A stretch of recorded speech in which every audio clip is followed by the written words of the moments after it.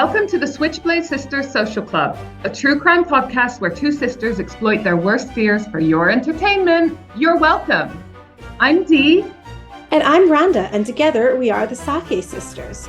For more information, check out our website at www.switchbladesistersocialclub.com or find us on Instagram and Facebook at Switchblade Sisters Social Club. Thanks for listening.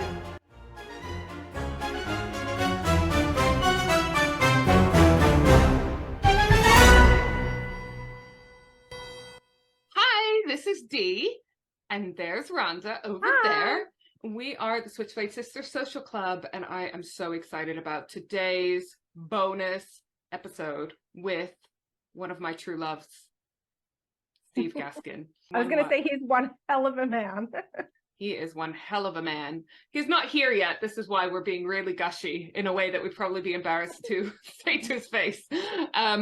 But yeah, he is a former police detective inspector with Scotland Yard, with the murder squad. He's worked on some really intense cases, and he went back to uni to study psychology and maths, and then became a teacher, and now has got a company called The Crime Lab, where he goes around and does different talks in pubs about different true crime issues. So my first talk that I went to by him was on the dark side of serial killers, as opposed to the light, humorous side. And then I went to one called The Mind of a Murderer. And yeah, he used a picture of me and him as the advertising for that, which kind of makes it look like I'm the murderer, but I'm okay with it. Because I'm in a photo with girl. him. Huh? Dee is the poster girl for the crime. Poster girl. It seems so. Yeah, so we have a special place in our heart for this man. And I guess because I just follow him around at his events, whether they're in person or online, because he also does these amazing online hour-long webinars on different topics that are free. All of the links are in the show notes. So if you want to check it out, then go have a little look. It's absolutely fantastic. I guess because I've gone to so many of his events, I finally wore him down and he agreed to come and speak to us. How excited are we? Do you know what? Dee's been chasing him like Pepe Le Pew chases his victims. That's what this whole assault has reminded me of. But it has paid off because we've got Did it work? The DCI Steve Gaskin coming on. I feel like my vibe is kind of creepy but cute with it. And that seems to be intriguing. Yeah, and a little bit annoying. You've ended up on several dates that were accidental dates. Yeah, but that's just me being a fucking idiot. Yeah, let's not talk about that with Steve Gaskin. He'll be like, how have you not been murdered yet? Right, so we are going to welcome him in a moment, and we're going to try really hard not to, I'm going to try really hard not to fangirl too much, but I probably will. And I'm going to try really hard not to swear in the presence of the DCI Steve Gaskin. I can't make that promise. You probably failed already on that when you met him. So yeah, on that note, let's bring him on. The legend, Steve Gaskin. Dinah, certainly, a big thank you for coming along to, our events. Yeah, that's okay. I absolutely love them. So Dee fantastic. She's your ultimate fangirl, Steve. Well, can we call you Steve? Well, people have called me far worse than that. But yeah. No. I feel like we should call you DCI Steve Gaskin because it feels a little informal to call you Steve. No. It's interesting. When I got to the rank of DI, traditionally in the Met, they call you governor or sir. I didn't really governor like that. We can do. No? Yeah. No, call me Steve. All right, okay. I was gonna volunteer chief. No? Thief. Chief. Oh, chief. Yeah, you can call me that. Yeah. All right, chief. Do you like our cushions, Steve? Yeah, I do. They're really, really good.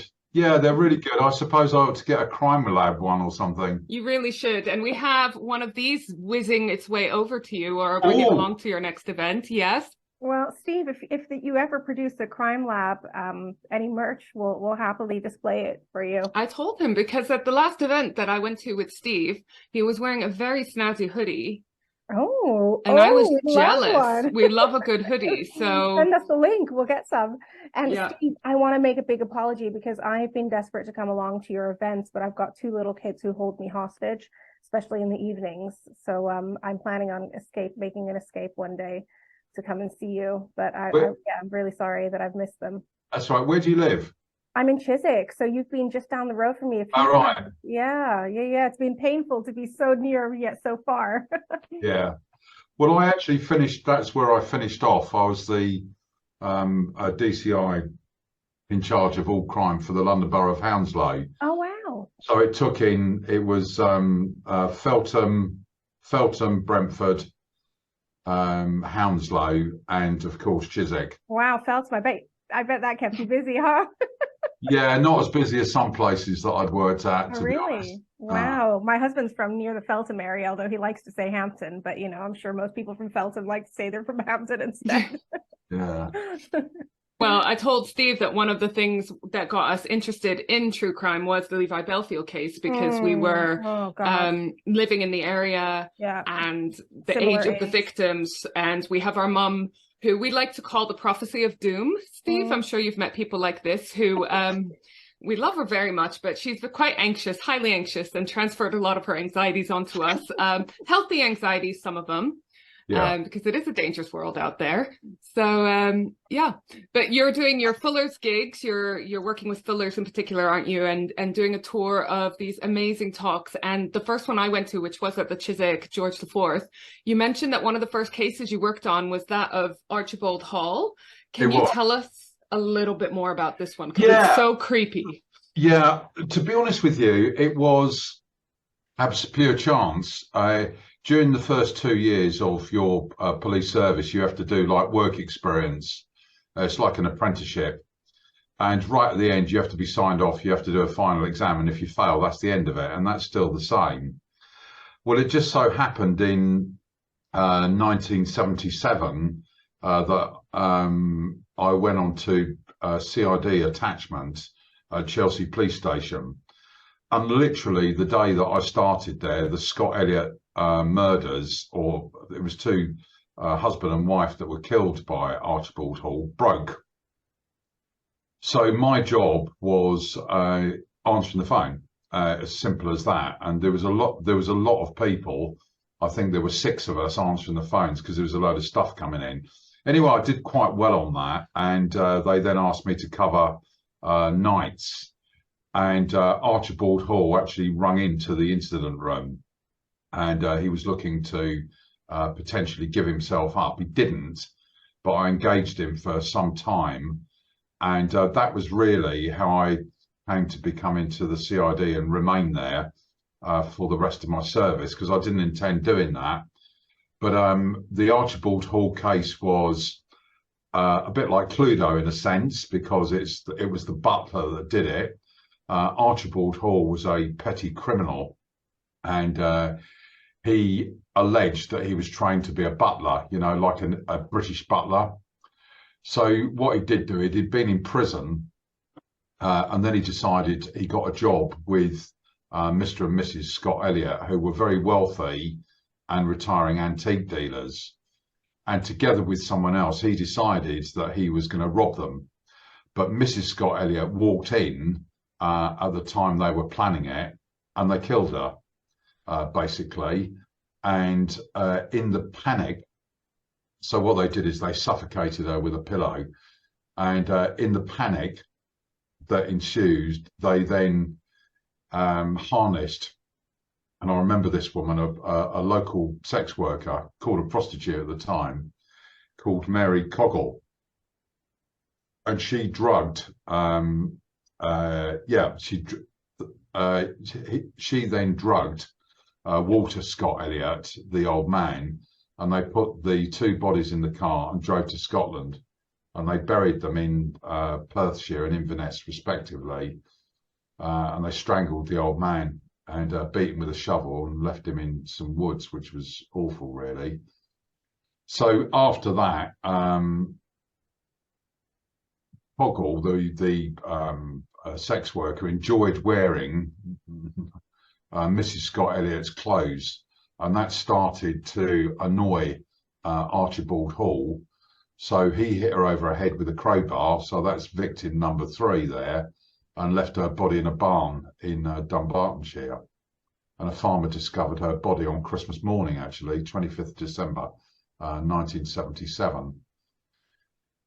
It goes on from there. So the pair left Scotland and they headed to a holiday home in Cumbria, which is exactly what I've got a holiday home in Cumbria, and I'm going next week, actually.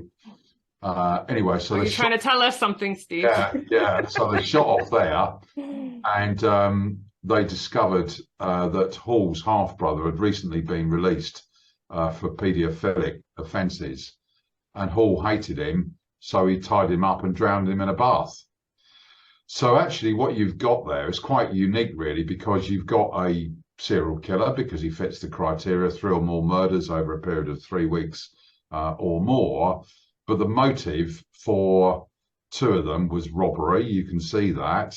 The one with the sex worker, Mary Cogle, was rage. And the last one was hatred. So I can only find in the literature one other serial killer that had more than one motive, and that's a guy. The guy's called Donald Gaskins with an S. Oh yes, probably mentioned, which is most unfortunate because we're Irish ancestry, and so was he. And he was called Pee Wee, and the reason he was called Pee Wee, it's an Americanism I didn't know, is because he was quite a short fella. And that was one of his motivations, because people used to take the mickey out of him. So he was killing 2 sets of people. One set where they owed him money from his business, and then the other set is where he just didn't like people. But this is actually quite unique, Archibald Hall, because he went on a killing spree, really, with 3 different and separate motives. So yeah, very interesting. When you spoke to him on the phone, was he a suspect at that time? Oh, yeah. So you knew while you were talking to him what he had done? Yeah. Now, how does that feel? Odd, because bearing in mind, I'm 19 years of age. I've been out the Met Police training school for less than a year, and here I am speaking to someone that needs to be taken off the street. So what was good, and he's dead now, the chief superintendent, so in American terms, that's equivalent of captain, I called him in. And he was ecstatic. He said, "You've done very, very well." But eventually Archibald Hall was arrested in Scotland at a roadblock, which was set up purely to try and catch him. So, yeah, it was weird. And I think all credit to the Met. When I joined, I was somewhat of an introvert. And they, not in a horrible way at all, they trained that out of me. So I became more fluent, more confident. And that was really the kind of first thing I'd done, really, in terms of serious crime.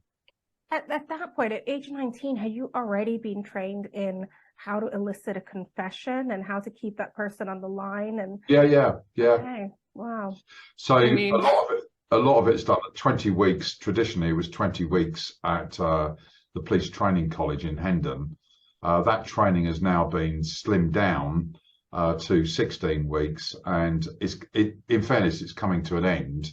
But for the last year, for 5 days a month, I've been contracted to the Met Police Detective Training School to actually go up there and teach, which has been an absolute delight. And it kind of rationalises where the British police are at the moment in terms of these young men and women. And 90% of all direct entrant detectives that are joining are female. Oh, that's nice. Well, I have to say, because I've gone to a couple of your events, and some of the people are either looking to become police officers or in that field already, or criminologists and so forth. But your event isn't targeted at people that are working in that career. It's definitely for everyone, or any true crime enthusiast like myself. But the people that I've met that are going into crime fighting, let's say, are so inspiring and absolutely adorable. So it's quite, it gives you a bit of hope. So that's lovely. That's good. And, you know, we're here to talk about what you want to talk about, but that's what's needed in the Met. Everything I taught was just gearing towards getting the confidence of the public back, particularly particularly women. Especially after this last year, Steve, right? I mean, it's not been a good year for Yeah, I've just recently briefed, and I'll send it to you, no problem with that. I've just written a paper for my Member of Parliament. She's very, very senior, and she wanted a briefing on the state of British policing, particularly with regard to women reporting attacks. Mm-hmm. And I'm on the brink. I don't know whether this will happen or not. And I think one of the questions you're going to talk about is the crime lab. We try and stick to fact and not a whodunit, you know. But I'm at the early stages of working with someone where we're going to get downloaded a lot of money to research working more with suspects and protagonists of domestic abuse, because 33% of all homicides in the UK last year were domestic abuse. Yeah. That's got to stop. Yeah, we can't work out what's scarier, to be honest. The fact that you're more likely to be murdered by someone that you do know, or yeah, exactly. Yeah, it's something we touched on in a previous episode. Yeah. So, Rhonda, you've got a question. So, Steve, one thing I'm really interested in is your teaching. You know, the fact that you're also a teacher, and I was a secondary teacher for 12 years, and we had some questions from our audience for you, but one of the questions that I had was,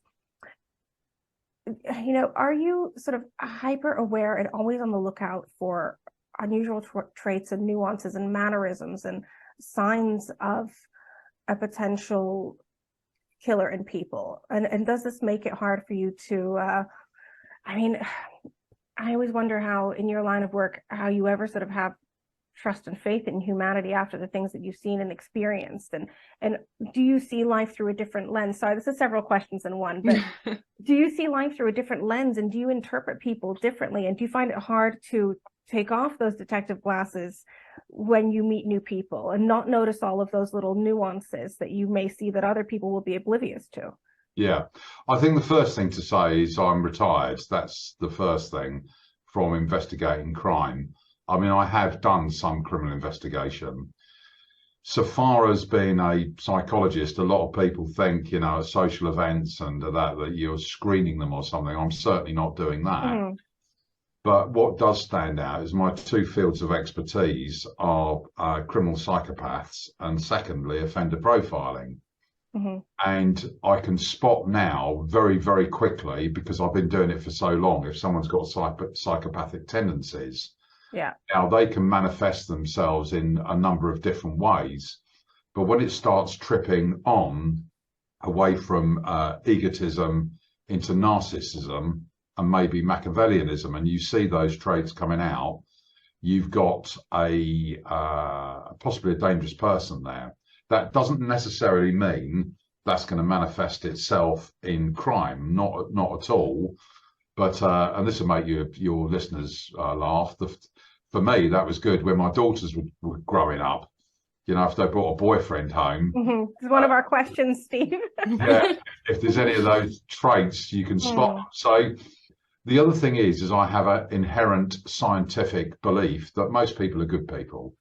And when you look in this country about the amount of people who've got criminal records, it's extremely small. Mm-hmm. I was asked a question yesterday by a retired police officer, do I think that everyone should be given a DNA profile at birth? Well, the answer is no, I don't. And secondly, there's operational problems with that, because let's just say I lived in Australia or something and I migrated or emigrated to this country. How do you then get my profile? So you've got the Brits, but so there's operational problems there. And also there's like a huge over-reliance on DNA evidence, which is stopping young senior detectives in my role doing what I call coppering, So yes, I do look at life through a different lens, and that lens changed hugely in 1998. 98? No, before that. In the early 90s, I was in charge of the Central London Child Protection Team. And that was very difficult because not only were you dealing with all of these cases, but you had to look after your staff, and I had young children. And later on, we were living in an area where Bellfield struck in Stanwell. Oh, yeah. I dealt with the first attack that Bellfield manifested on a young woman in Hampton. It was my first day as a DCI. Literally, the results came through, I was promoted, and I had to cover the whole of West London, including Hampton. And I brought the whole of Hampton to a standstill because I sealed it all off.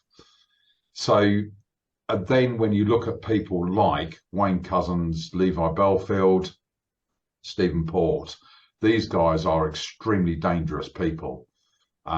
We have too many people in prison in this country. We're bursting at the seams. So, but people like that, in terms of dangerousness, need to stay in prison. And I'm on the lookout for that, certainly, because I've been doing it for so long. You can't help but not do that. And I think the telltale sign is extreme egocentricity. So if you're getting someone, you go to a party, blah, blah, blah, blah, blah, blah, blah, all about me, that's telling me something as a big start for 10. That's interesting. Well, that's interesting. Yeah, that is. If we're ever single again, Steve, can we bring you along to our first dates? Just in case. Your daughters are lucky, Steve. They really are. Yeah. And you know what? I honestly really think it's commendable that you choose to still have faith in humanity and see the majority of people as good people, because I'm sure that's a choice that you actually have to actively make so that you don't become too disillusioned with everything that you have experienced. Yeah, that's true. That also, and it's worth saying, that takes its toll during my actual police service. I don't mind admitting, I mean, we do now, especially men. I had psychotherapy for a whole year after I walked out the door. And as soon as that psychotherapy had finished, I went back to uni and did a postgrad teacher certificate in maths. And that's when I got into teaching, and then latterly lecturing. Yeah, I've got some questions about that, Steve, too, but I'll let Dee take over, because I know she's just bursting to ask. Well, speaking about the assistance that was offered, for mental health while you're working in the force, I was at a dinner and I was sitting next to a former police officer who I think was also quite senior, and he was also working with in the children's unit, and he said that they were offered half an hour every 6 months, which was just shocking because I don't have anything particularly horrendous in my life, and I do an hour a week of counseling, and I don't feel like that's enough just for me. So, I mean, is it better now? Is there more help available? Because I'll tell you what the watershed moment was. I seemed throughout my career to be, whatever way you look at it, to be in the wrong place at the right time. And I'll give you an example. On the 12th of December 1988, there was a big train crash at Clapham Junction. It killed 38 people.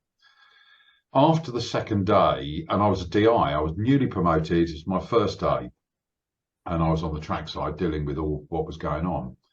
But after 24 hours had elapsed, I said to my boss, who was a top guy, one of the best managers I've ever seen, and he said, I'm going to order £30,000 worth of Bupa counselling vouchers, and I'm going to equally distribute that amongst the police, the fire service and the ambulance people. We got a phone call 3 days later saying they'd all evaporated. In other words, they'd all been used. And that was a watershed moment. Going back to the child protection team, and it was 1990 that I was there was still no formal care for people working in that arena. And the first thing I did, and you might think this is quite callous, the child protection work was seen, and I'm going to be blunt here, as women's work, which is totally wrong. And these guys had been on this team for between 3 and 5 years. And I called a meeting and I said, you've done enough. And you need to go back to a traditional policing environment. And then if you want to come back, come back.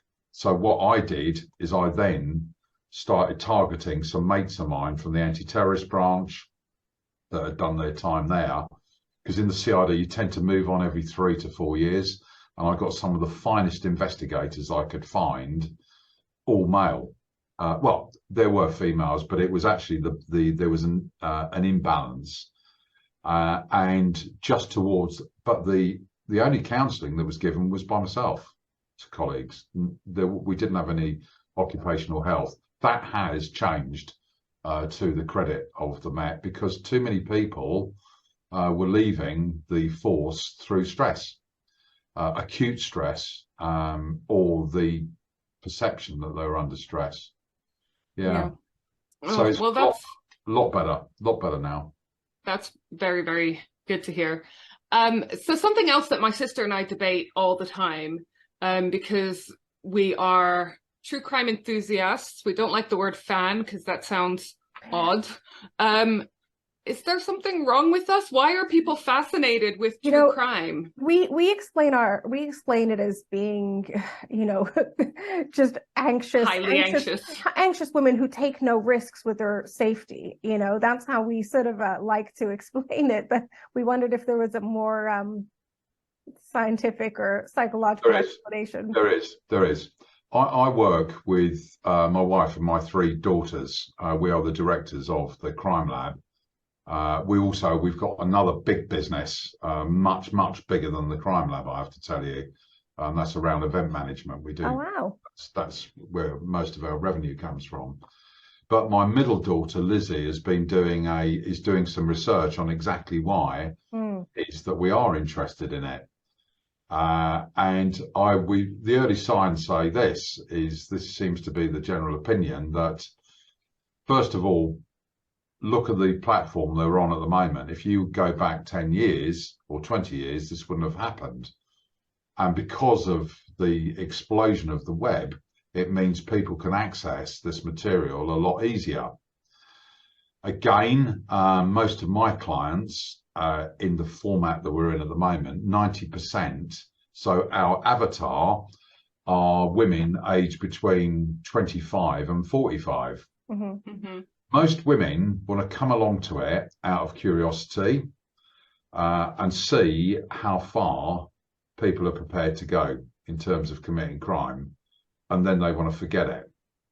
They might come back for more events, but they want to forget it. But my daughter is doing a more structured questionnaire, a very short one. These questionnaires are like, if they go on forever, just to have a look. But one of the things I did do, you might have answered it, Diana, is I did a poll on Facebook and LinkedIn to see people's perception of going out after dark. And the fear of crime seriously outweighs the reality. Oh, really? Because that's something we've talked about. We don't do that.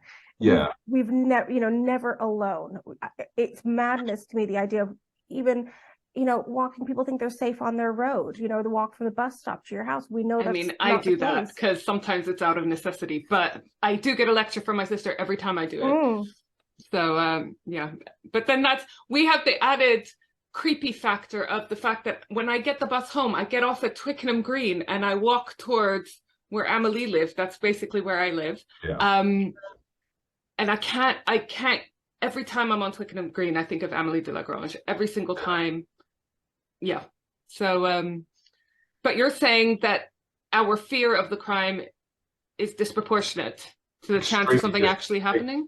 Extremely disproportionate. So on LinkedIn, so you're looking at professionals with quite a big age range, 60% of people will not go out after dark. So I just asked one question: are you prepared to go out after dark? Yes, no, sometimes. And so, but on Facebook, where the demographic seemed to be a much younger audience, it was 70%. Put it like this: the chances of you being, well, if you work out there's 66 million people in this country, and last year there were 716 homicides. Take out a third of those, which unfortunately were domestic abuse. I'm not minimizing that. And then divide one by another, multiply by 100, and you've got the percentage of the likelihood of you being killed. However, if you then look at crime figures, and you need to take those with a pinch of salt. There's two measures in the UK: the official Home Office figures, so what is reported to the police, uploaded to the Home Office. There's then the British Crime Survey of England and Wales, and that takes a group of 100,000 people throughout the country. They ask them questions, and then that's collapsed up to the population. So what I find interesting, and this is quite criminological, is to compare the two sets of figures. One thing that's for sure is theft-derived crime in this country is dropping hugely.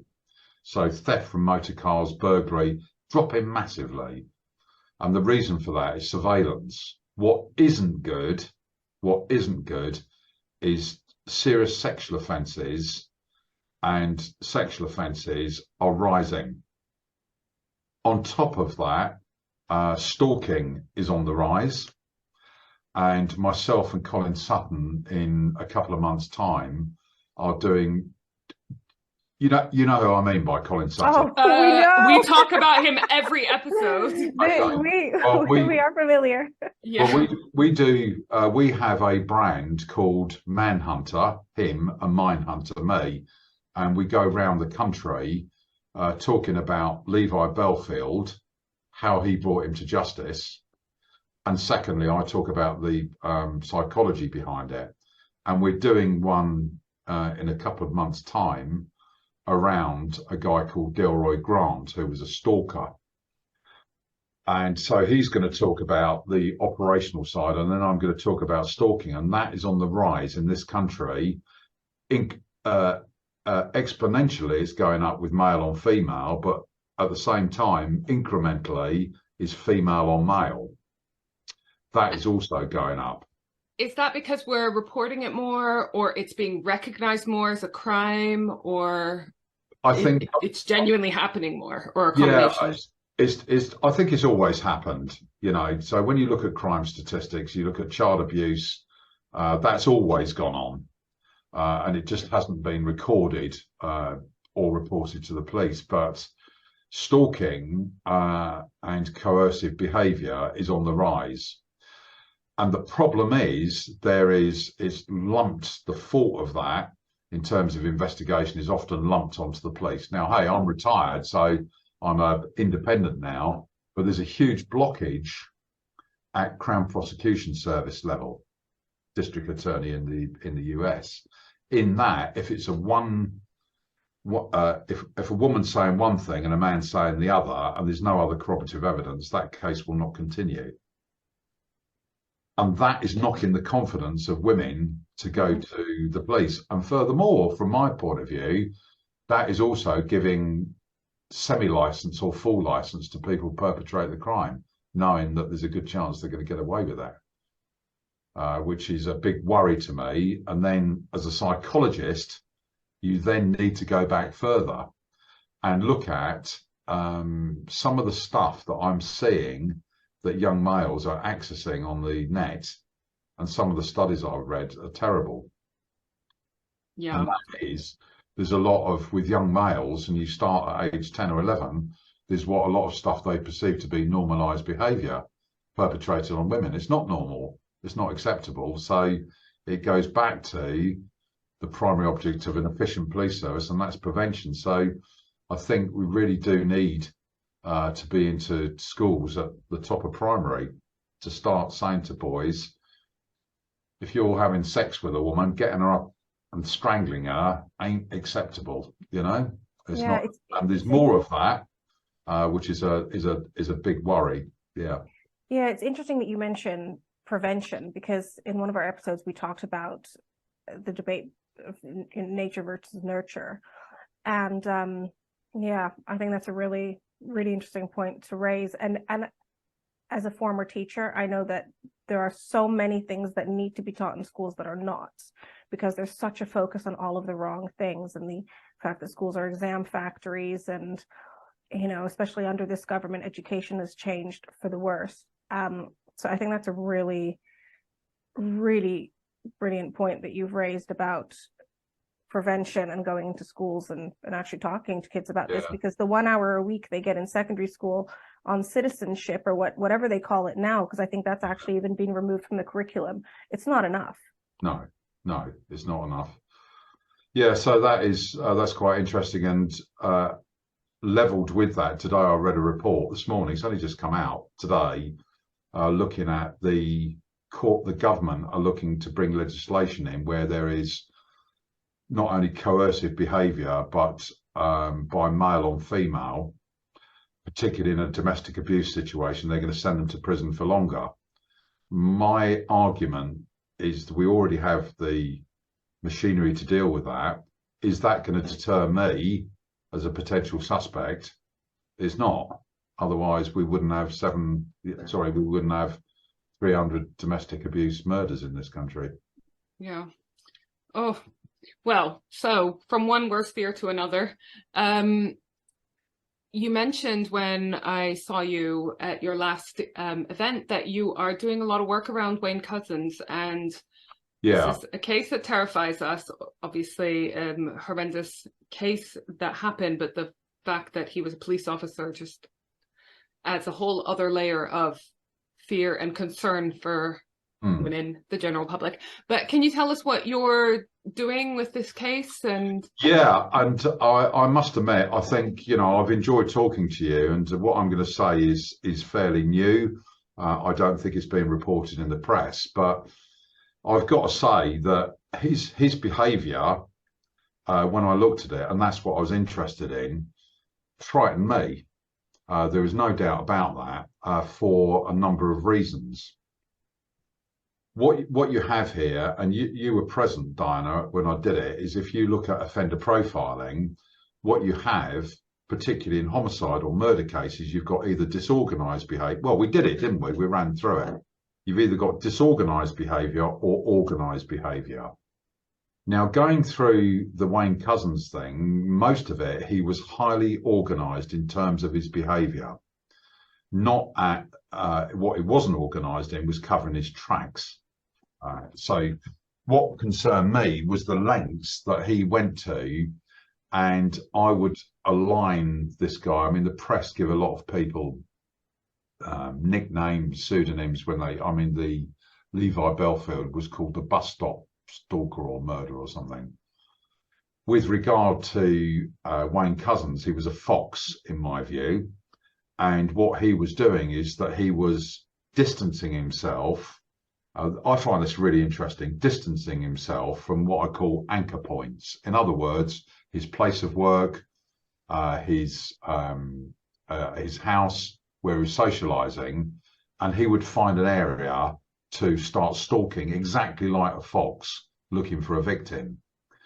On top of that, though, was the planning using his position as a police officer in terms of hiring a car. So it looked like an unmarked police car, which he hired from Dover, and then filling that car with police equipment, making it appear that he was a plainclothes detective on duty, and then using the T-nets of the COVID lockdown to handcuff Sarah Everard and put her in the back of the car and raped and murdered her.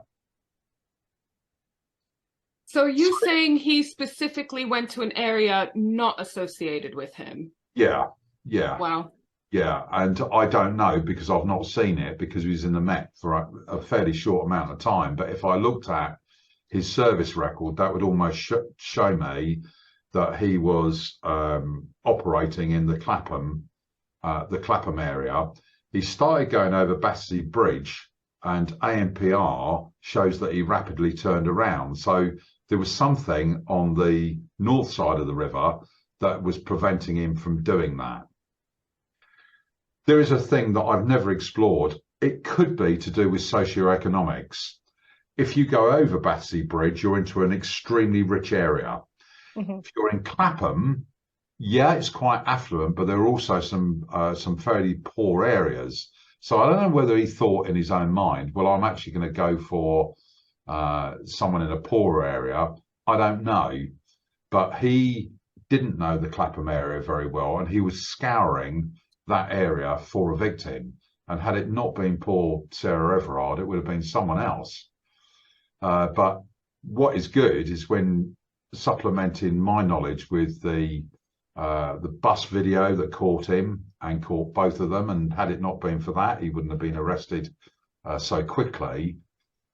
His behaviours were very, very interesting. And where he was going to an anchor point, he was clever. So where he exchanged Sarah's body, I believe, from the hire car into his own, it was a bit like the World War II prisoner of war camps, you know, where the lights shine and there's a what's it called, a blank space. It's not called that. I don't know what it's called. Like a blind spot. A blind spot. That's the thing. So he was able to park his car there, knowing that there was no CCTV there, no ANPR, so that he could do that. The notion. Also, the other thing that I find interesting, there is no evidence whatsoever of murder in that case. So, none. Sorry, you're going to have to explain that. Yeah, what does that mean? So that means to prove murder, it's got to be premeditated. In other words, you've got to go out with the intention of killing that girl. There was no doubt that he intended to go out and seriously sexual assault a woman of his scouring. There's no doubt about that. But then to prove murder, you've got to prove his intention to kill her. And do some grievous bodily harm that eventually ends up in her dying, or mistaken identity. So if I go along to kill one of you, I take a shot, it misses and it hits someone else, that's murder. There's no evidence at all of him, of an intention to kill. That must mean, now bearing in mind, he had a very, very good attorney, a King's Counsel. That means I personally, having looked at the evidence and everything, I would have put it in front of the court and gone for a manslaughter. But there must have been something that prevented that happening. And I think it was conscience. I think he pleaded guilty as a bit of remorse.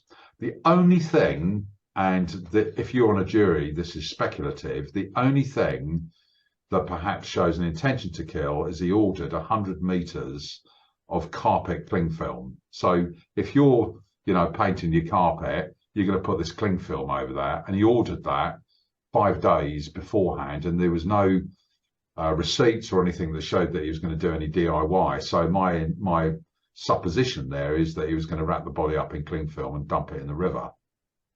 Oh, so if you think he felt remorse, he's technically not a psychopath? This is what I was going to ask, the remorse that intrigued me. Right. If you go back to all of the traits or variables of a psychopath, the psychopaths tend not to be remorseful. Well, at the time, and you've got to talk about the time here, there was no remorse either. And if you also look at one of the traits, it's shallow emotion and treating people as inanimate objects. He was a fox looking for prey. The fact is that person was a walking human, didn't even enter his mind. There's also the business there as well. And again, I think you need to stick to fact here, is that there is this erroneous assumption that some killers want to get caught. They don't. Particularly Wayne Couzens is going to spend, and you're not allowed to say this, but I am, he's going to spend the whole of his life in solitary confinement. Because two things, he won't be able to cope with prison life, and secondly, you know what the culture is in prison, they will skin him alive. Yeah, hard to feel sorry for him, but yeah. Hear me clearly, I don't feel sorry for him at all. It boils down to choice. That's what it boils down to. And in Lord Justice Fulford's comments at the end, in the judgment, and that's on the net, he said there is no rhyme or reason why you did this. He was not suffering from mental illness, that's for sure. He was examined by 2 psychiatrists. He was slightly depressed. Well, I'm slightly depressed sometimes. Aren't we all? Yeah. Don't go out and do that. We have taken some quick fire questions from our listeners and from our audience on social media and so forth. And I'm going to start with one that is on this case because it ties in nicely. from what we know, they knew that Wayne Couzens had a record for flashing, or he obtained it while he was already a police officer. So how did he keep his job as a police officer? I feel like even if he was like a baker, he would have lost his job for that. How do you keep your job as a police officer when you have something so serious on your record? There's two parts to that answer. Is first of all, no one knew it was Wayne Couzens. So yes, he had been flashing. There were 5 instances altogether. Going through them, and it's important that listeners hear this. The first one was in the Kent area. So he was flashing. The second one, and again, please hear me right here, they are all serious, but this was horrendous. Just imagine this. He was naked, forgive me, masturbating in the bushes in Kent. He came flying out completely naked to a woman that was cycling, looked her straight in the face and started using some expletives. That must have been terrible. I just don't know how you deal with that, you know, and I'm supposed to be a hardened former DCI. I would have been extremely frightened. So that's the second one. That was reported to the police, and in all honesty, if I'd been a DCI, I would have had an offender profile done on that, because that is showing that someone's behaviour is going to escalate. The next two are in a McDonald's at exactly the same place, the same McDonald's, where he goes through and he uses his own MasterCard to pay for his food, whatever he had. And then there's now, a lot of people think that that was reported to the police with a registration number immediately. It wasn't. And there's nothing wrong with this at all. It was reported 2 days later. However, it had a registration number on it. You were present at Chiswick and I had my boss there. We would have been, if I'd been supervising that, I would have been banging my fist on the table saying, okay, registration number, that would have come straight back to him. Why wasn't he arrested? And I've got to say, I don't know what was going through the mind of the Metropolitan Police at the time, but they were too slow off the mark there. And if you look at prioritisation, there is no evidence, and this is a difficult question to suggest, that by flashing, that's going to lead to murder. But in this case, it did do. In the same way, there's no evidence that if someone accesses violent material, they were going to be violent. There is a linkage. So the fact he wasn't able to keep, and also my question to sort of put it back is, even if he had been caught, the tariff for that went from 6 months to 2 years. And in preparation for today, because I knew you were going to ask this question, only 20 men have been sentenced to 2 years for doing that. 20 out of all of the allegations that come around. So also the thing is even if he had gone inside, yes, it would have probably prevented the murder of Sarah Everard, but would he have come out and continued his behaviour? Yeah. We don't know, and we'll never know. But it's a very, very, the public, and that's why, Diana, I did an extra bit at the event we did in Chiswick to start giving the public an explanation why this happened. And I'm not condoning his behaviour. Unfortunately, as a psychologist, I can't think of any way of screening. What's the other term for when someone comes in? I've had these checks done on me recently. The DBS? Yeah, DBS. I'll remember what the D is in a minute. Vetting. There is nothing which will stop that happening again in the future. And it annoys me when people come onto the press and say, we're doing this, that, and the other to make sure it doesn't happen again. The fact is, it could easily happen again. People in positions of power, and that's what this was, power and control, can easily do it, because there is no psychometric test that you can run that will indicate that that person is going to commit offences once they're a police officer. None whatsoever. The only thing is whistleblowing, and I mentioned that briefly. Police culture is secrecy, and social isolation. Can you see someone ratting on their mates? For 2 years, Wayne Couzens was known colloquially by his police colleagues as the rapist. Oh, I mean, I feel like that's a red flag. Well, just a bit. Yeah, just a bit. So if I'd been his sergeant, I would have been going around the periphery as the starter for 10, asking colleagues why I had that nickname. You don't get labelled with that for nothing. Yeah. So I think this question's got to be asked around that. But the most important thing is it distills to money, to cash. All of these anecdotes that have happened with serious sexual offences perpetrated by officers, the murder of poor Sarah Everard, taking pictures of dead body, which is appalling behaviour. Where were their sergeant? Where was their inspector? You know, first line supervision, leadership, and that's a big problem. Terrible. We should be quite honest in that our tagline for our podcast should be "Fuck the Tories." We are not fans of all the cuts that have been made in every kind of social welfare situation, teaching, healthcare, the police. Do you think that, it sounds like that's what you're saying, but correct me if I'm wrong, that, you know, with all these cuts, you're making a lot of these jobs impossible to do effectively? Is that something that the police force is struggling with? Yeah, there's two things, isn't there? Take if you do a poll of who's loved the most in this country, it's the NHS. Two things there is making sure they're properly funded, but also making sure that they're highly efficient. And those two things go hand in glove. And it's the same with the police. And the big problem with the police is the former commissioner, I've got ultimate respect for her. I don't know her that well, but I do know her, Cresta the Dick. Because of the cuts she had to make, she cut down from 30 to 17 major investigation suites for murder. So that meant, let's just say that I was working in Chiswick and Hounslow, we did have a major investigation suite, and that actually closed. So then as a chief inspector, I might be required to work from Sutton or from the West End. Well, at the time I was living in Staines. I'm not going to travel that distance because that is adding potentially 4 hours to my travelling time. And whilst I'm a dedicated public servant, I'm not going to do that.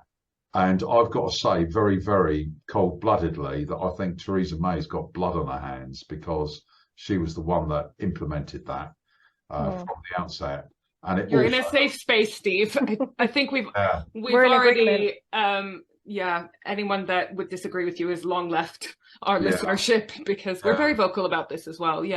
Absolutely disgusting what they've been doing. So that's a problem, but it does go down to efficiency as well as how efficiently they're being used. And I think what we need with the police is a Royal Commission.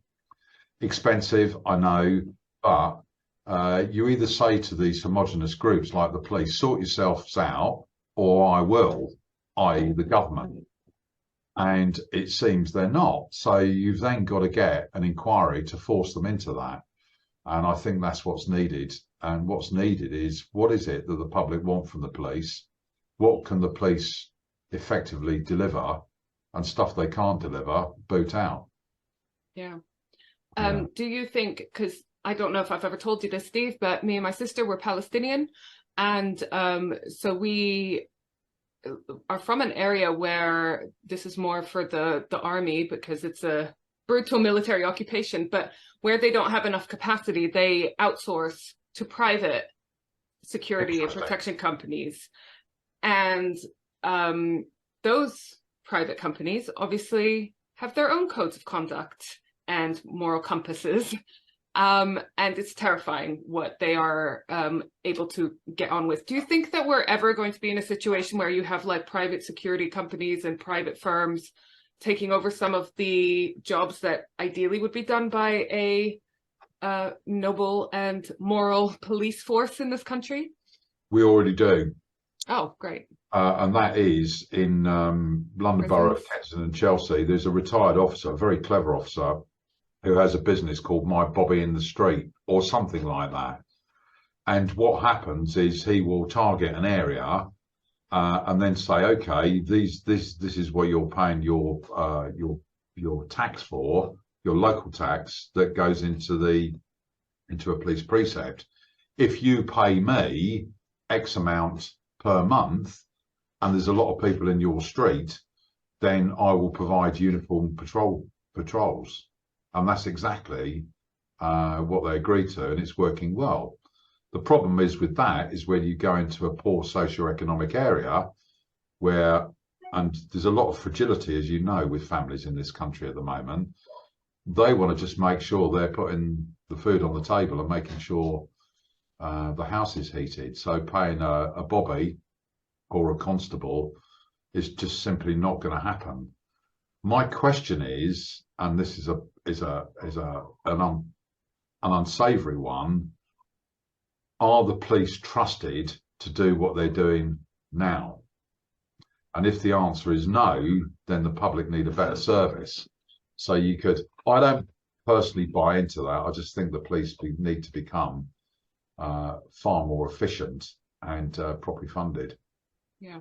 But it's if you look at the roots of crime, criminology, and looking at reducing crime, solving it, it's not a simple, clean bullet, is it? It's not. You can't get a silver bullet. It's quite complex, and that's why we offer degrees in criminology at our universities. Yeah. Yeah, so Steve, sorry to keep coming back to it. I'm fascinated by your teaching background and how you went from being a detective to becoming a teacher. What motivated you to do that, and then what ultimately motivated you to leave teaching like I did? I think it was really two things. Is that where I got to when I was 48, I had a choice. I could. They were doing this thing called Pension Plus, so I could have taken my pension and carried on doing my job.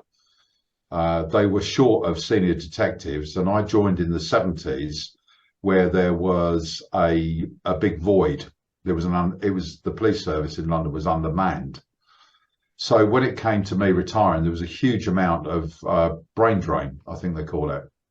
So therefore, you could be asked to stay on. Well, to be honest with you, it's taken its toll on me, particularly around family life. My wife Kate was also a police officer working doing similar things to me. And we had 3 fairly young children.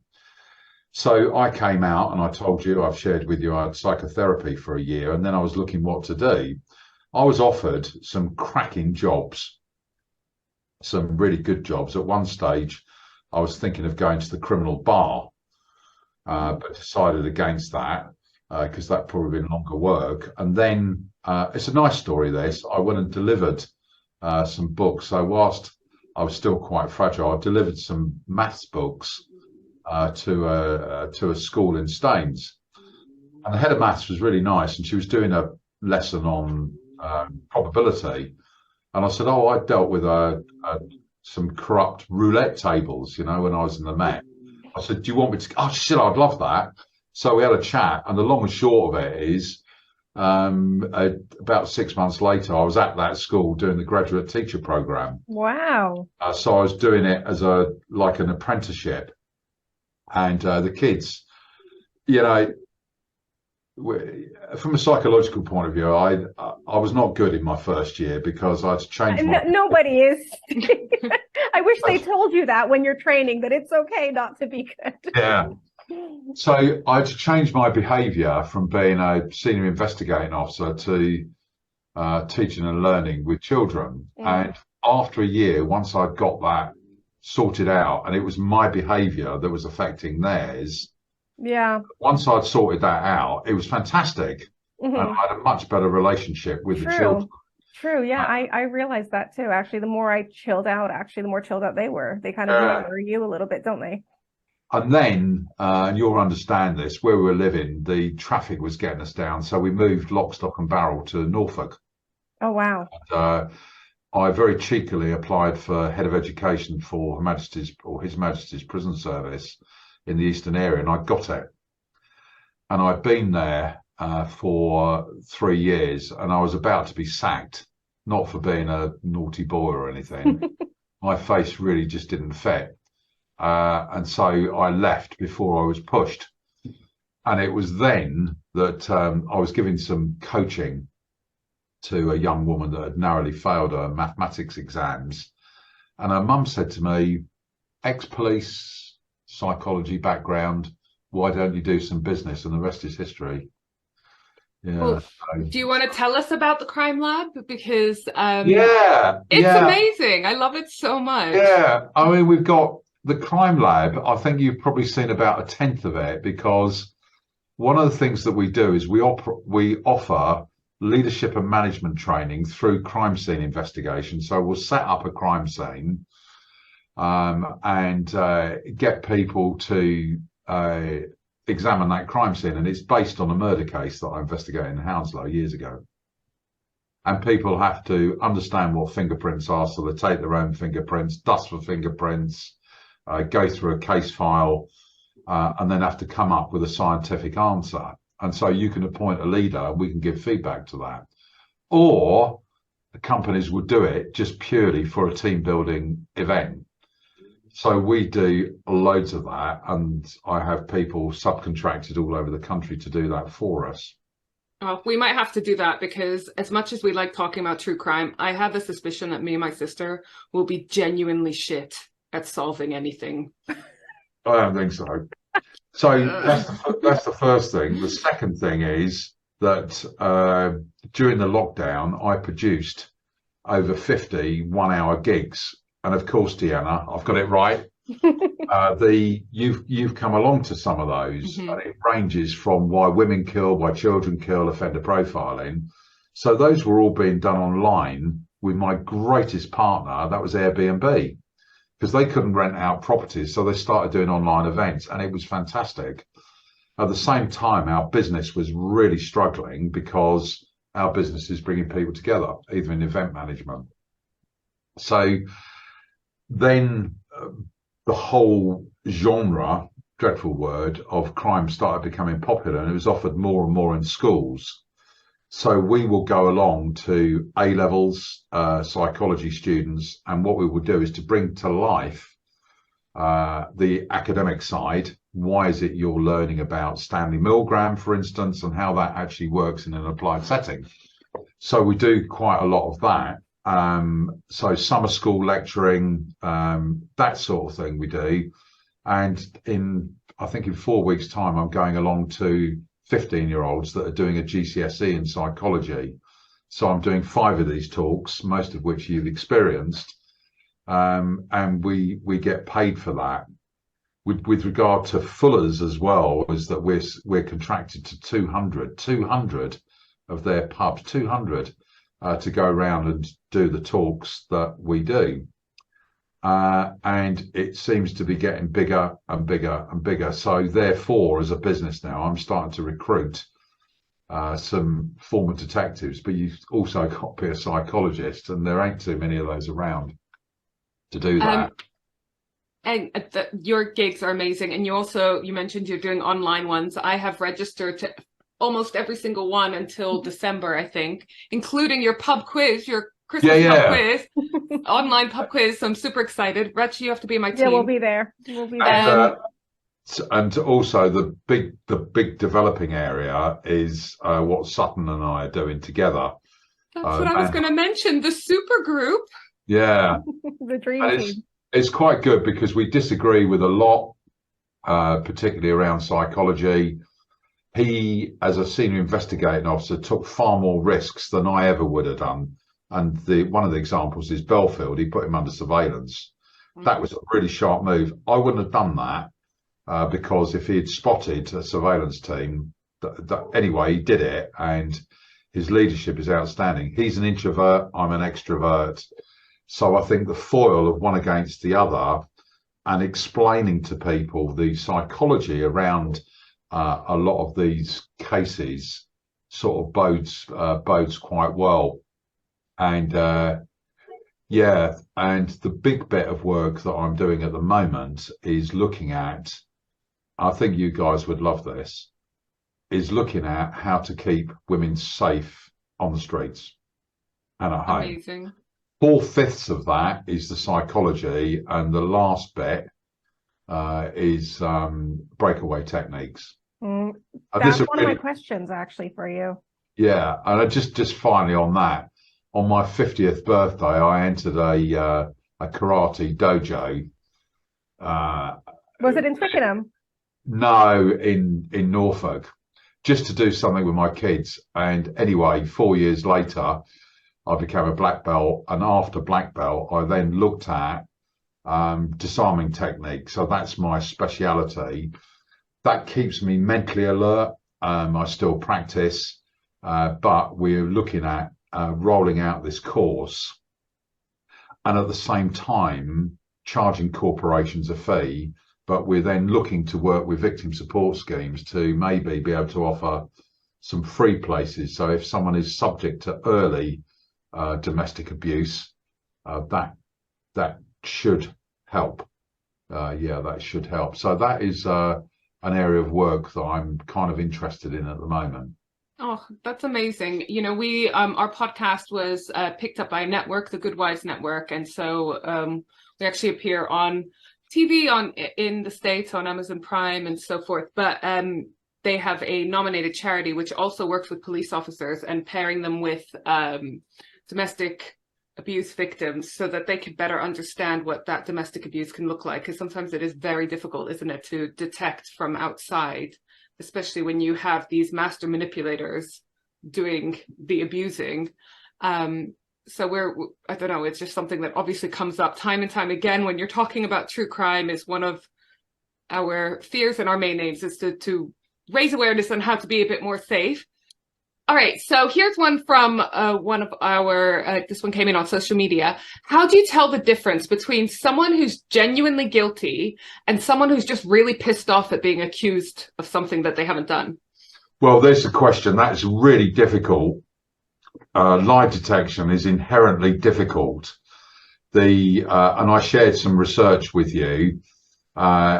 Police officers think they're very good at lie detecting, but the older they get in service, the worse they are, and they're no different from members of the public. That's the first thing to say. So that is really difficult. I'm not an advocate of polygraphs, because I know how to fool them, and I have done. I've been hooked up to one and told a pack of lies and got away with it twice. So there's that with it. In terms of cues and clues, you know, a lot of people say, you know, I'm looking up here now, maybe I'm going to tell a lie, so I'm looking into the ether to try and draw a lie. Yes, there are clues and cues that will indicate that someone is lying, but equally, I mean, one of the things is you get people scratching their nose. Now, they might be scratching their nose because they're lying, but they might be scratching their nose because they've got an itch. So the whole business and the science around detecting whether someone is truly guilty or not is difficult. And I've got to say, and again, you need to forgive me, I was I was the investigating officer for convicting a guy for serious sexual offences. And he went to prison for a long time. And I was never, ever happy with that case. There was just something wrong with it. And 3 years later, at the Criminal Court of Appeal, we walked out and it couldn't have been him. So just imagine, and again, you need to hear me clearly here, you've got all the trauma of that man being innocent in jail for rape, where you can imagine what goes on there. And then there's also me looking back, what is it that I could have done differently to change the outcome of that? So the whole business of lies and lie detecting is fascinating, but it all boils down to linguistics. That is the most reliable way. So if I'm telling a pack of lies, I will probably revert to third person. If I'm then remorseful, so there was this famous cyclist that was taking performance enhancing drugs, and basically Lance Armstrong, wasn't it? Yeah, Lance Armstrong. It's on the net, and he went round in a big circle, didn't use any personal pronouns, a couple of years, and you can then analyze that material. 2 years later, he's asked the same questions again, and he makes a full confession. And comparing the linguistics to that is a very, very good example where you need, in my view, to move away from physiological signs to linguistical signs, because for me, that seems to be, although there is no hard evidence, that that is far more reliable. Oh, that's so interesting. That would explain, like, there's a rise of people analyzing statements on YouTube and stuff like that. So Yeah. oh. Yeah. Do you know what? That is interesting. It reminds me of God, the Unabomber, what's his name? Ted Kaczynski, and how he was caught through the study of linguistics, wasn't it? The letters he wrote, and the turns of phrases he used and stuff. I found that fascinating, absolutely fascinating. There is I'll tell you what is interesting. There is maybe we need to do this. There's a thing called the flesh test. And what you do, you can do it on Word. So you write a letter, a book or something, and you can apply this flesh test to it. And what it will do is to tell you whether people can understand it. In other words, what's the readability like? And you can over time. So in things like blackmail notes, over time, you can start predicting the intelligence of that person, the way they've written it. The trouble is, we use to write blogs, and you've got to do this, to write blogs and other things, we use artificial intelligence. So I might put into one of these blog things that I use, how to retain clients for talks in Fuller's pubs. That will scan the net within microseconds and come back with some copy for me.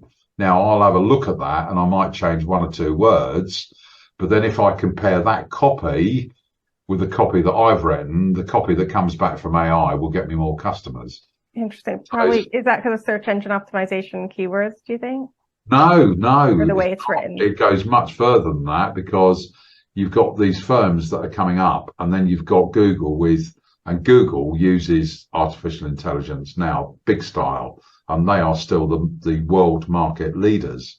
So if you're doing Google pay-per-click, in the past, what you do is you click on something and you get a load of inquiries, but now they will only pay on results. So yes, there are keywords. So me, it will be detective, Scotland Yard, psychologist, true crime, serial crime. And if you can get that into your copy, that is really powerful. And I think AI will be used much more in the future around criminal investigation. But then I presume if they're analyzing things that they think you've written, but you haven't actually written, you've used AI to write them, that might send you off down the garden path somewhere, right? Yeah. But there's the blog site I use, there's 200 million people worldwide use it. 200 million. It's a scary world out there. I don't know if this is helping. Right. So we had a question. What are the top 3 skills that you've learned as a detective that you use in the classroom? This one came in after I sent you the questions, so I'm making you think. The top 3 skills that I've used in the classroom, what, to teach other detectives? No, the top 3 skills you learned as a detective that you brought into the classroom. The first one is undoubtedly teamwork. Undoubtedly, if you watch all these police programs, you get an inspector or a superintendent whizzing off on their own doing stuff. That simply doesn't happen. So the first thing is teamwork. And if you look at my track record for homicide investigation, I solved 1 out of the 13 cases that I solved as a senior investigating officer and the leader. So therefore, you've got to look at how did the others get solved, and it was through teamwork, bouncing ideas off people. So if you're talking at the higher echelons, that is the first thing: is making sure that people that are working at a higher level as a detective are team players, and if they're not, they don't interest me at all. That's even when it comes to things like having to go through CCTV records, which is getting more and more prevalent because of the technological world we live in. The second one is giving the investigators the right amount of space to investigate what you've asked them to do. In other words, if you look at leadership style, is not being too overbearing, but there's then that fine line that you need to sometimes rein people in. So that is a really sort of supervision or a management style, is giving them the space, but making sure that they are, they're staying on track. And I think the third one is definitely human resource management, the whole idea of that. And to give you an example, when I took over at Hounslow, just down the road from you guys, is I hired Chiswick Town Hall. And that's where the 4 police stations were amalgamated into one. There used to be a DCI at each one, and I was it. Just one DCI for the 4 police stations, Brentford, Chiswick, Feltham and Hounslow. So I called everyone together and I just sort of laid out my stall, really saying, some of you know me, some of you don't know me, and making sure you really set the tone and get to know who your people are, so you know them very well, and make sure that, you forget as a DCI, you're in a senior position, is making sure that you're approachable and nicking stuff from the States. I used to do what Walmart used to do every day of his life, and that's management by wandering around. So I would go and have a look, and that meant I would then start looking at what detectives under my command had in their drawers. What material's in there? Is there anything in there that shouldn't be there? Is there any early signs that shows that someone is doing something, perhaps what they shouldn't be doing? And that was very unpopular, but nevertheless, it made me as comfortable as I possibly could that I had a really good ethical workforce. Mm-hmm. And occasionally, as a DCI, I was given a brief to look at someone covertly that was drug trafficking and ended up in prison. And I had absolutely no scruples or any morals about making sure that person went to prison for what they were doing, abusing their power. And that's a good link, isn't it, with, if you look at the 4 reasons for serial killing, one of them is power and control. And only all police officers were like you. I wasn't perfect, Deanna, I'll tell you now. I lost my temper. I loved being a police officer, and I think more to the point was checking my behaviour. I'm not some sort of super investigator. I'm a public servant, and and I was paid very well to be a DCI. I think when I left, I was on 45,000, and that was some years ago. And I paid a lot of money for a good police pension. Well, I that doesn't sound that much for me, considering the amount of danger that you're putting yourself in and the things that you will have to be subjected to. So I don't know, it's not a job I could ever do, I don't think. But I'm going to end on one final question. Just because I meant to ask it the other night when I came to your talk. You mentioned that your dissertation, when you went back to uni, for your psych and math degree, was it psych and math you did together? Yeah, I did, and I'm glad I did, because the math side has helped me with statistical analysis. Yeah. And in fact, I'm doing that.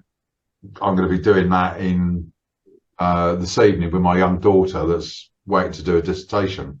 Oh, bless. So yeah, I did it on bite marks, or what? Not on bite marks. I did it on why people bite each other at crime scenes. So can I ask, why do people bite each other at crime scenes? Yeah, it's actually quite fascinating, and it's an area of physical science that's up in the air at the moment. So if I bit someone and I get a scientist to come along, how reliable is it after they've taken teeth impressions? But I was more interested in, because I'd had some bite mark cases.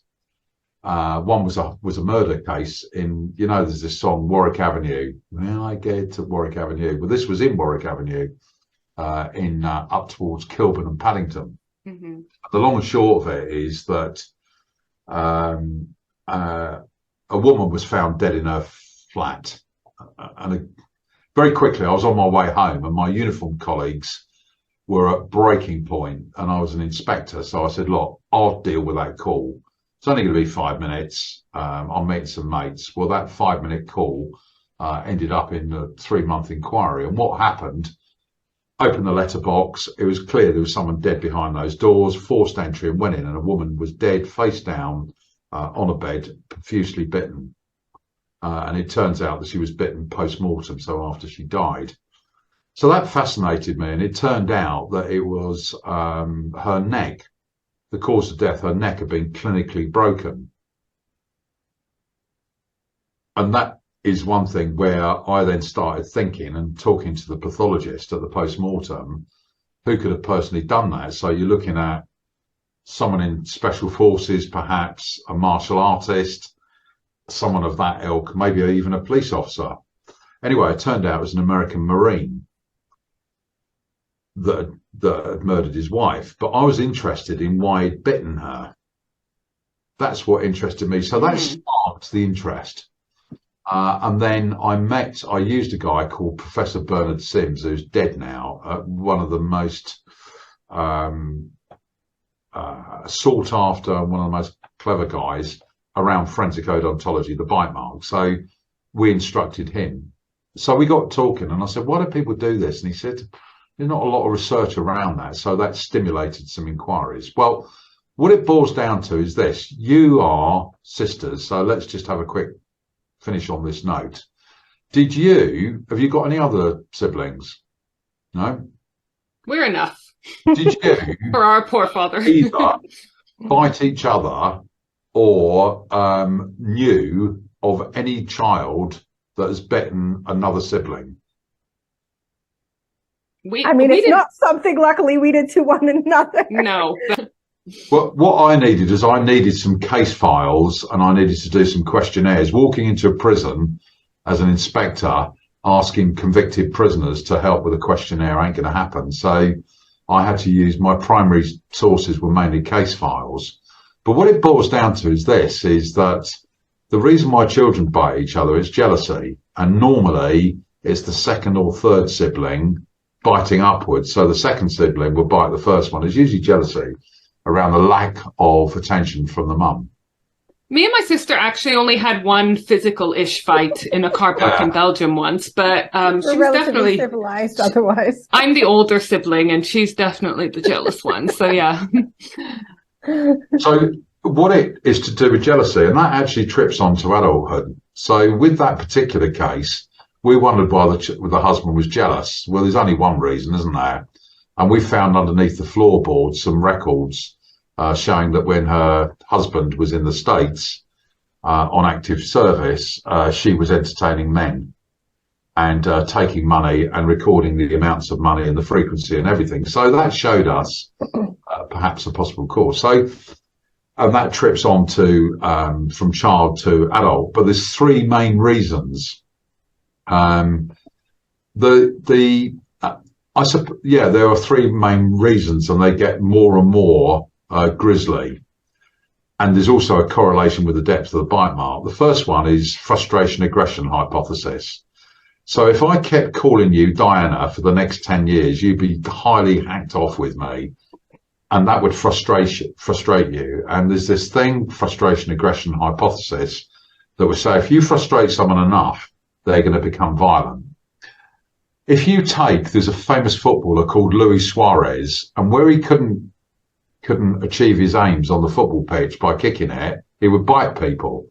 Now he's bitten 3 players. So usually that is the correlation with the bite marks. That's just enough to say to someone, I'm frustrated. There we go. That's the first level. The next level is sadistic biting. I'm going to bite you to make sure it hurts. Yeah. And the correlation with the teeth marks is deeper. So you can tell potentially from a bite mark? Yeah. The root of it?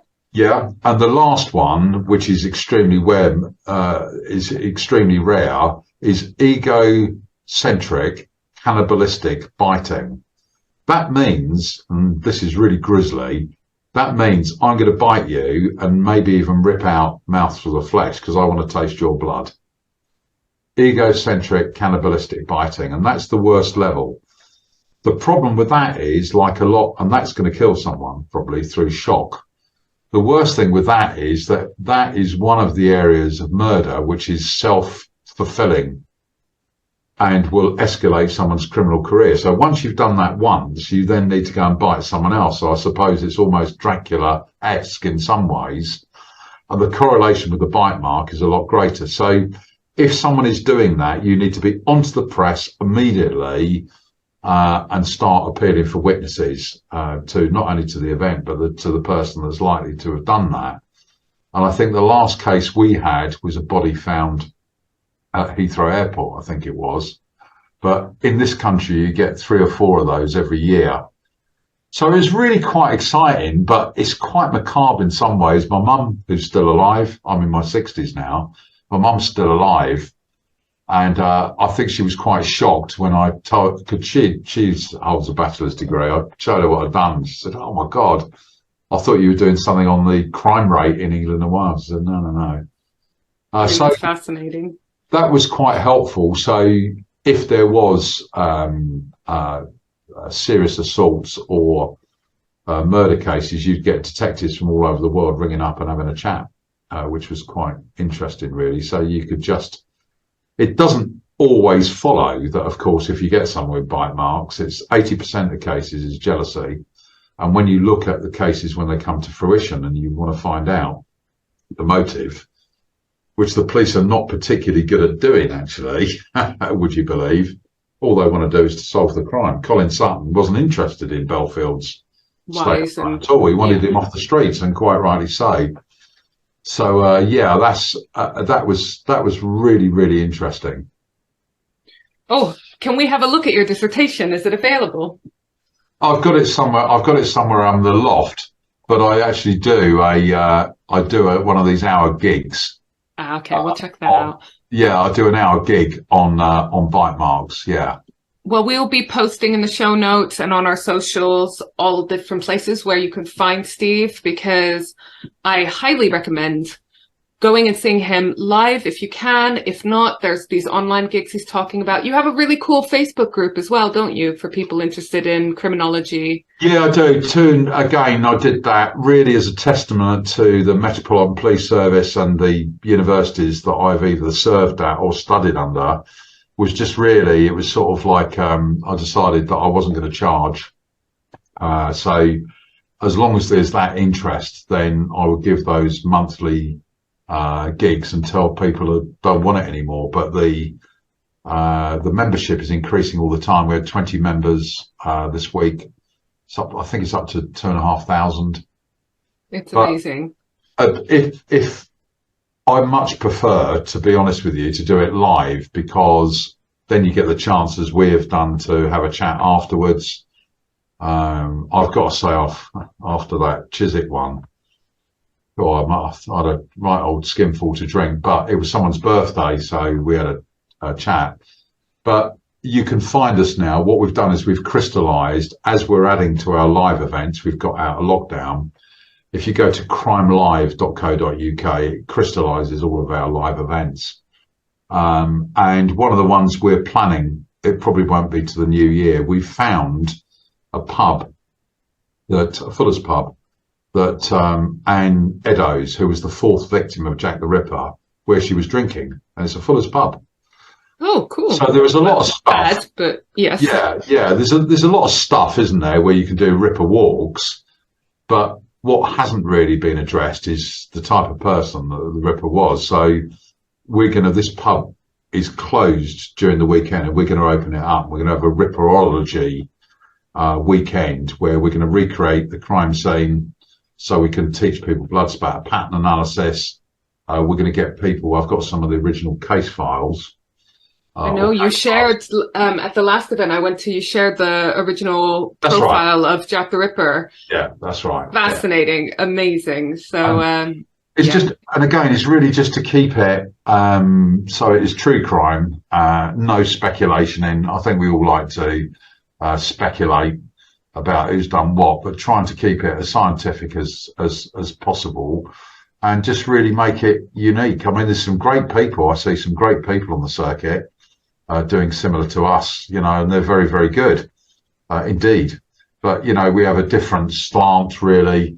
I was a senior police officer, detective, but I'm more interested in showing people the why, and that's why people come along to our events, I think.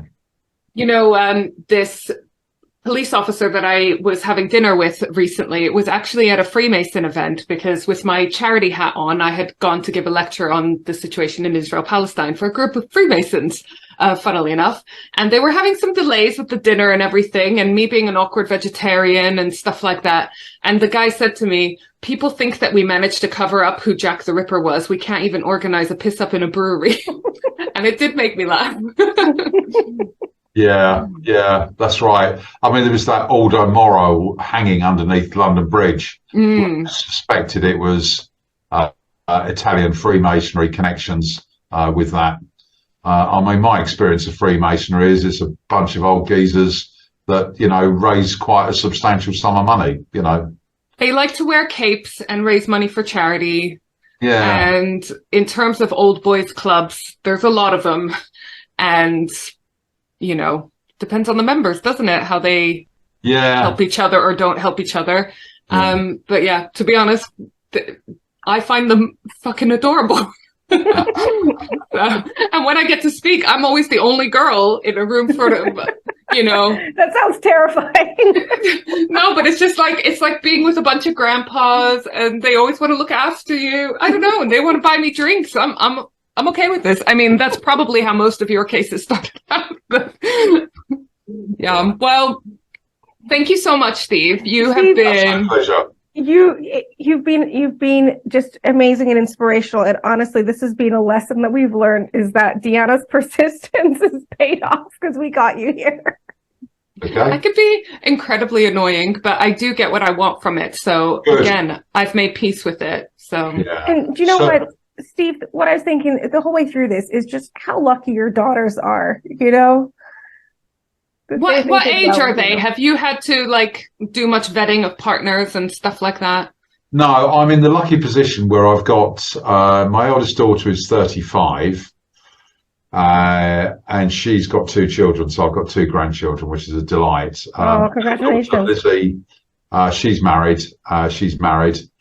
She's 30, and my youngest daughter is 25.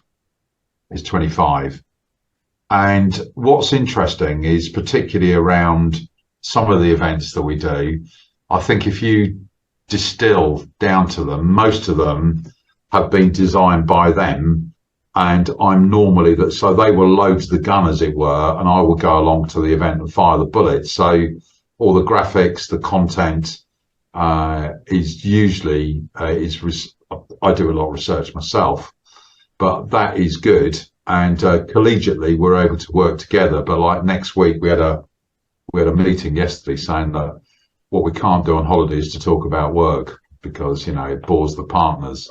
Yeah. Be strict with that. You deserve a break. Yeah. Oh, well, thank you so much, Steve. We will let you get back to your day. And really, honestly, it's been such a pleasure. It's and been I'm sure a pleasure and a privilege to have you here. Do you know what? I wish we could afford the royalties to have the song "What a Man" by Salt and Pepper to introduce you. I'll find out exactly how long we can play, and we'll play that as his intro. Best intro.